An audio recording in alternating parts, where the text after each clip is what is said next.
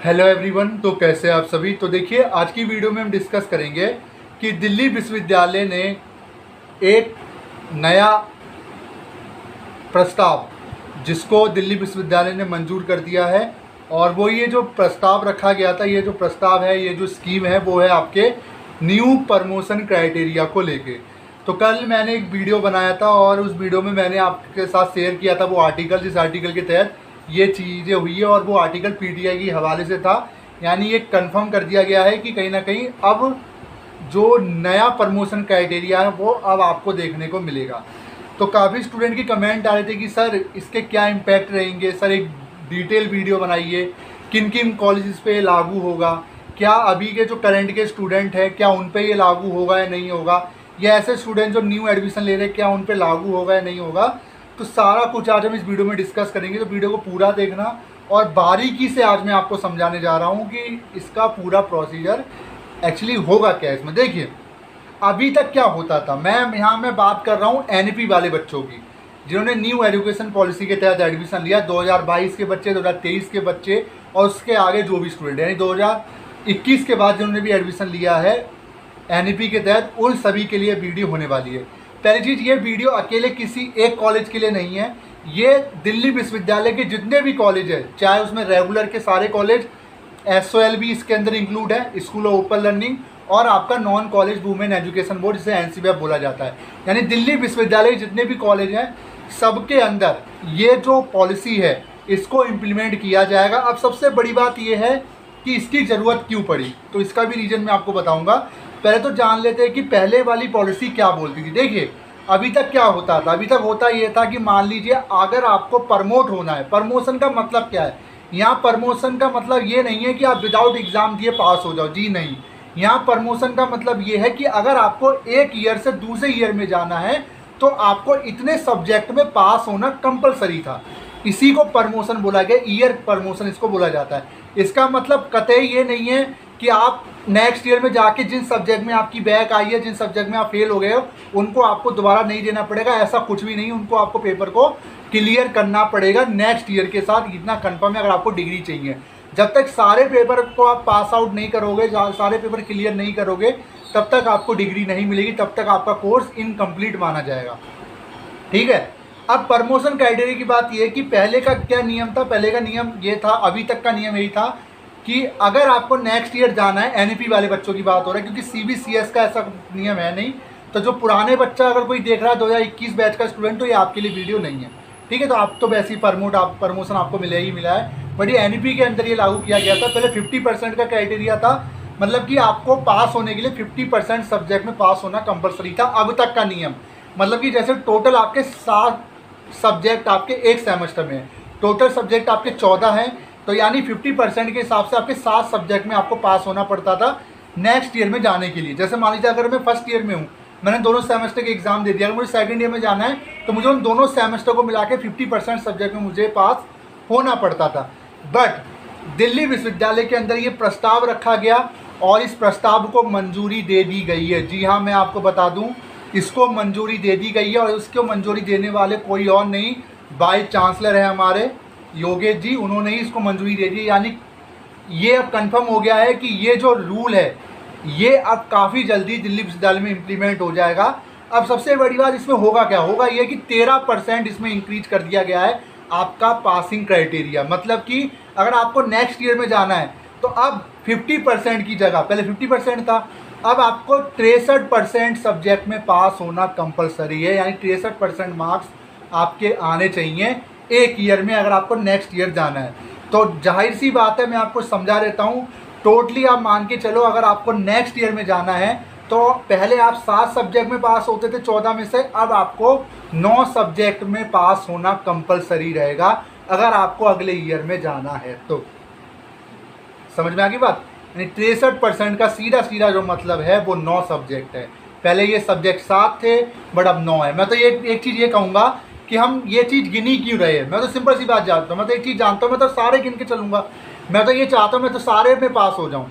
अगर काफ़ी स्टूडेंट के मन में डाउट होगा कि सर ये तो बहुत गलत हो गया, सर ये तो बैड न्यूज़ है, ये सैड न्यूज़ है, देखिए इसमें कोई बैड न्यूज़ सैड न्यूज़ वाली बात फिलहाल तो मुझे लगती नहीं। क्यों? क्योंकि आप दोनों सेमेस्टर की परीक्षा आप दे रहे हो। क्या आप 9 सब्जेक्ट आप पास नहीं कर सकते? क्या आपको खुद पे इतना कॉन्फिडेंट है ही नहीं? मैं तो एक बार जानता हूँ बैक कितने में आ सकती है, 1 में आएगी, 2 में आएगी, क्या 6 में बैक आ सकती है? हाँ, वो अलग बात है कि अगर आप एक सेमेस्टर पूरा मिस कर देते हो तब तो आप फेल ही माने जाओगे, फिर आपको दोबारा से उसी ईयर से शुरू करना पड़ेगा, तो वो सेमेस्टर आपका क्लियर नहीं होगा। ये उनको प्रॉब्लम होगी जो एग्ज़ाम स्किप करेंगे। बट जो एग्ज़ाम देकर आया, क्या ऐसा पॉसिबल है कि 14 में से आप 6 में फेल हो गए या 7 में फेल हो गए? मैं देख रहा था काफ़ी स्टूडेंट कमेंट आए थे कि सर ये तो बहुत गलत कर दिया सर, इसलिए हमारा काफ़ी ज़्यादा हार्ड वर्क हो जाएगा। आप ये सोच ही क्यों रहे हो? मैं तो एक चीज़ जानता हूँ, आप सोच ही रहे हो।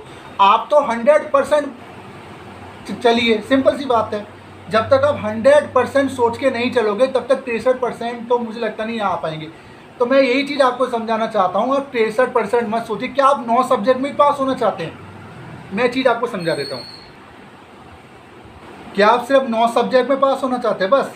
मैं तो कह रहा हूँ 10 में पास हो, 12 में पास हो, क्या दिक्कत है? 1-2 में बैक आ जाती है, कोई दिक्कत वाली बात नहीं। तो मुझे लगता नहीं है ये इस रूल से उन स्टूडेंट को कोई फ़र्क पड़ेगा जो स्टूडेंट अब अच्छा पढ़ते हुए आ रहे हैं, अच्छा एग्ज़ाम देते हुए आ रहे हैं। और 6-7 सब्जेक्ट में फेल होना अपने में बहुत बड़ी बात है, ठीक है? वो अलग बात है जो स्किप कर देते हैं, जिनका छूट जाता है, उनके लिए तो प्रॉब्लम है। देखो, सिंपल सी बात है, यानी कुल मिला के बात है कि अब तो आपको सेमेस्टर देना पड़ेगा, एग्ज़ाम देना पड़ेगा, अगर आपको अगले ईयर जाना पड़ेगा। ये चीज़ तो क्लियर हो गई। यानी कुल मिला के बात ये है 63% अब इंक्रीज़ कर दिया गया है। इसके पीछे रीज़न ये है कि काफ़ी सब्जेक्ट ऐसे होते हैं जिनका क्रेडिट पॉइंट काफ़ी कम होता है, जिसकी वजह से इसको इंक्रीज़ किया गया है। अब सबसे बड़ा सवाल ये आता है कि सर अभी जैसे जो करंट के जो बैच के स्टूडेंट हैं, 2022 और 2023 बैच के जो स्टूडेंट हैं, क्या ये रूल उन पर इम्प्लीमेंट होगा? देखिए, मैं एक चीज़ क्लियर कर देता हूँ। पहली चीज़ इम्प्लीमेंट की बात है कि ये रूल ज़रूर इम्प्लीमेंट होगा, ये तो कंफर्म है। ये मैं आपको अभी बता दे रहा हूँ, ये ज़रूर इम्प्लीमेंट होगा दिल्ली विश्वविद्यालय के हर कॉलेज में। क्यों? इसके पीछे रीज़न ये है कि ये जो रूल है ये दिल्ली विश्वविद्यालय ने खुद पास किया है और वाइस चांसलर की समिति द्वारा इसको पास किया गया है, यानी कि ये कानून बन चुका है। यानी कि हो सकता है कि आने वाले जो रिजल्ट होंगे या एडमिशन होंगे उसमें इस रूल के तहत ही आपका एडमिशन हो। मतलब अभी तक एडमिशन खैर शुरू भी नहीं हुए हैं, जैसे अभी एडमिशन होना है आपका 5th सेमेस्टर का और अब अभी एडमिशन होना है 3rd सेमेस्टर का। हो सकता है अगर ये रूल इम्प्लीमेंट कल हुआ है और मुझे लगता है कि 1 हफ्ते के अंदर नोटिस जारी हो जाएगा और ये रूल इम्प्लीमेंट हो जाएगा ऑल स्टूडेंट के लिए। क्यों? क्योंकि इस रूल में ये बोला गया है, इसमें कोई सेशन का नाम नहीं दिया गया है। जब मैंने इसका ड्राफ्ट जब पढ़ा था तो उसमें ये लिखा हुआ है कि NEP वाले जो बच्चे हैं उनका 50% अब तक था, उसको अब 63% हम करें। यानी कि कुल मिला के बात यह है कि ये जो नया रूल लाया गया है, ये नया रूल पुराने बच्चों को भी इम्पैक्ट करेगा और नए बच्चों को भी करेगा। यानी ये रूल दोनों के लिए लागू होने के पूरे चांसेस, नए के लिए तो होगा ही होगा जो इस साल एडमिशन ले रहा है, बट जो पुराने बच्चे 2022 और 23 के बैच के बच्चे, उनके ऊपर भी ये रूल जरूर लागू होगा, क्योंकि इतना कंफर्म है। क्यों? उसके पीछे रीज़न यही है कि जब भी कोई रूल बनता है तो अभी आप पढ़ाई कर रहे हो तो ऐसा है नहीं पुराना रूल के तहत। पुराना रूल क्या है? आप तो NEP के बच्चे हो, ये रूल NEP के ऊपर लागू किया गया है। 50% को ख़त्म करके 63% लाया गया है और जिस समय लाया गया उस समय आप खुद देखिए अभी रिजल्ट आ रहे हैं, यानी अभी एडमिशन भी होना में समय है, यानी ये रूल तब लाया गया। तो आप इससे कन्फर्म कर आप सोच सकते हो कि ये जो रूल है ये ज़रूर ऑल स्टूडेंट के लिए इम्प्लीमेंट होगा, इतना तो कन्फर्म है। यानी कि जो बच्चे ये सोच रहे हैं कि हम तो 2022 और 23 बैच के स्टूडेंट हैं, हमारे ऊपर नहीं होगा, जी नहीं। आप अब यही सोच के चलिए कि अब हमें 7 की जगह नहीं 7 सब्जेक्ट में पास नहीं होना, अब हमें 9 सब्जेक्ट में पास होना है।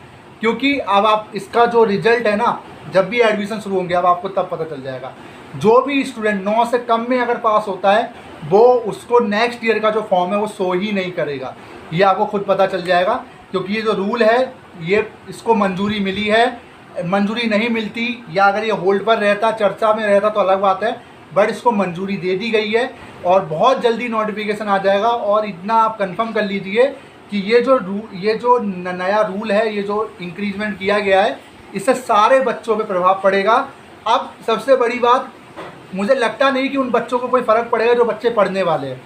सारे एग्ज़ाम दो, अच्छे देकर आओ, क्या ज़रूरत है 9 की? आप तो मैं कहना चाह रहा हूँ सब में पास हो जाओ। उनके लिए बैड न्यूज़ हो सकती है जो एक सेमेस्टर स्किप करते हैं और एक सेमेस्टर के भरोसे रहते हैं, उनके लिए तो बैड न्यूज़ है।